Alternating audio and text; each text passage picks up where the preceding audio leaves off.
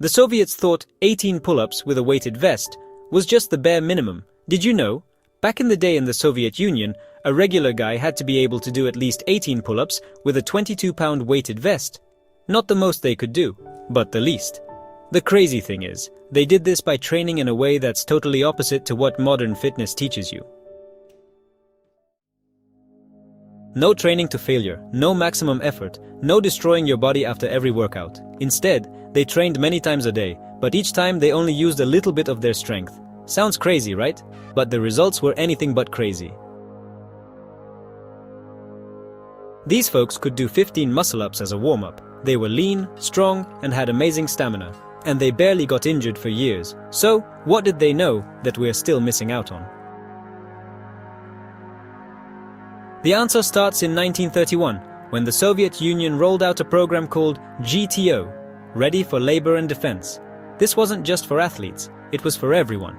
Kids, students, workers, soldiers, even older folks. Everyone had to meet certain fitness goals. By 1976, over 220 million people had earned a GTO badge.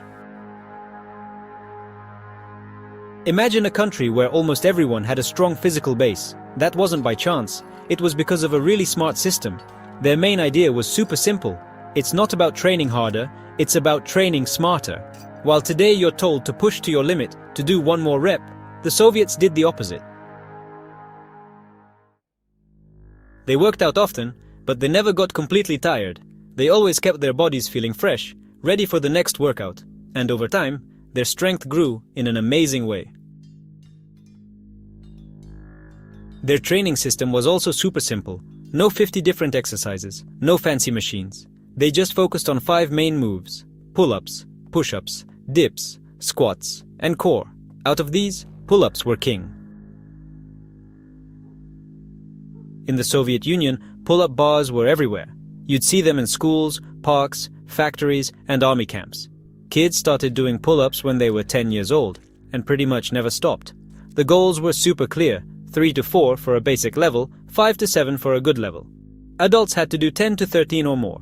Push-ups were similar, but they used a special kind called the Russian push-up. It adds body movement to make it harder and more like real-life actions. Dips were everywhere, with standards from 10 to 40 reps depending on your level. And specifically, they developed an exercise called Russian dips, an exercise that helps you conquer muscle-ups more easily by focusing on the toughest transition part. For legs, the squat is the main thing. But not just regular squats. They do one-legged pistol squats, jump squats with kettlebells, and many other types to build explosive strength. Core is trained every day, no exceptions. Because they understood one simple thing: a strong core means a strong whole body. But what made this system special wasn't just the exercises, it was how they made movement a part of everyday life. Every morning at 6 o'clock, the whole country would exercise to a radio show called Zaryadka.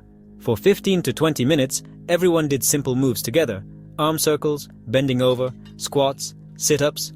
Not hard, not tiring, but super effective. But wait, there's more. At 11 in the morning and 3 in the afternoon, factories would stop work for 10 minutes so workers could do production gymnastics.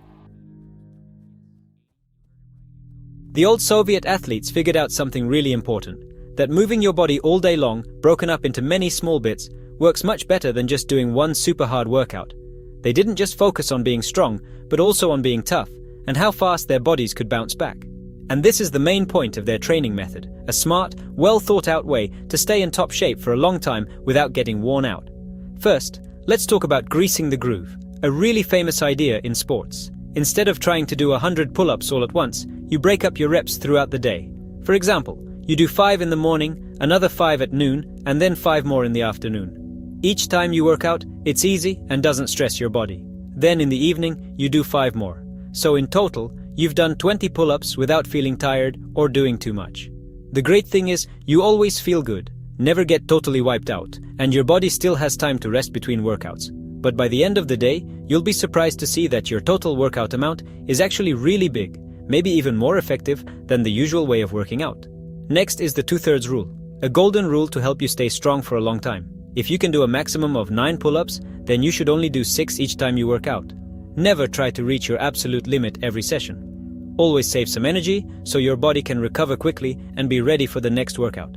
This is the secret to getting better steadily without getting hurt or burned out. Another method is the ladder, which means you slowly increase and then decrease the number of reps. 1, 2, 3, 4, 5. Then you go back down. 5, 4, 3, 2, 1.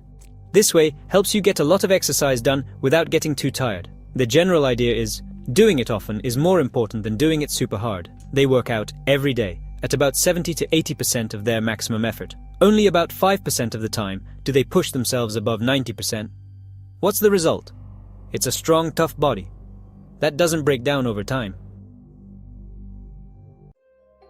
Besides doing basic moves, calisthenics athletes also keep working on advanced skills like muscle-ups, front levers, or even moves that need super good body control. These skills don't just show how strong they are, but also how much patience and long-term practice they put in. Take the handstand, for example. It's a skill that needs really good balance, shoulder strength, and core strength. But everything follows one golden rule. Progress step by step, don't rush. You have to master the basic moves before moving on to harder skills. This builds a super strong foundation, helps you avoid injuries, and makes you develop all around better. Maybe you've wondered why these athletes are both lean and muscular. The answer lies in two things: volume and consistency. They do hundreds, even thousands of reps each week, repeating basic and advanced moves.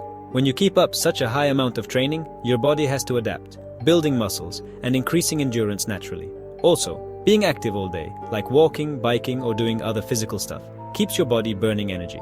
You don't need to go on a super strict diet. Just keep moving and exercising regularly, and you can totally get a lean, strong, and balanced body in your daily life.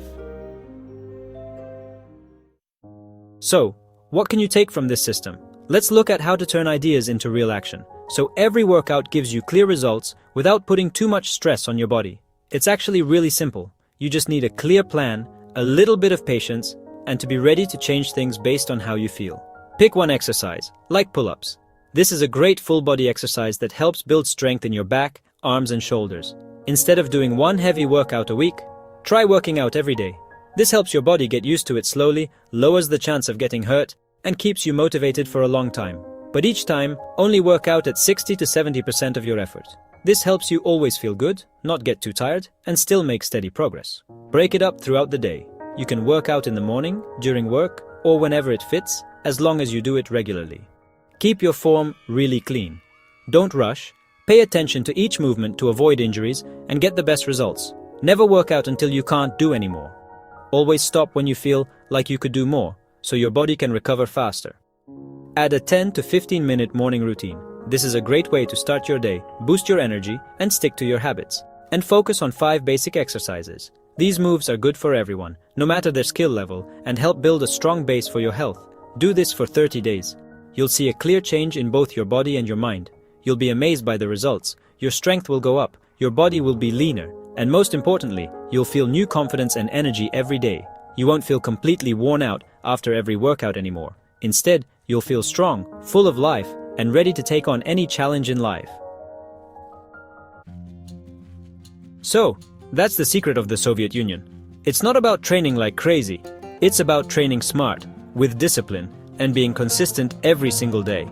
If you think training to failure is the only way to get stronger, comment failure. But if you believe in the Soviet way, comment smart training. I really want to see which side wins. Don't forget to like, share, and subscribe if you want to learn about hidden training methods that modern gyms will never tell you about.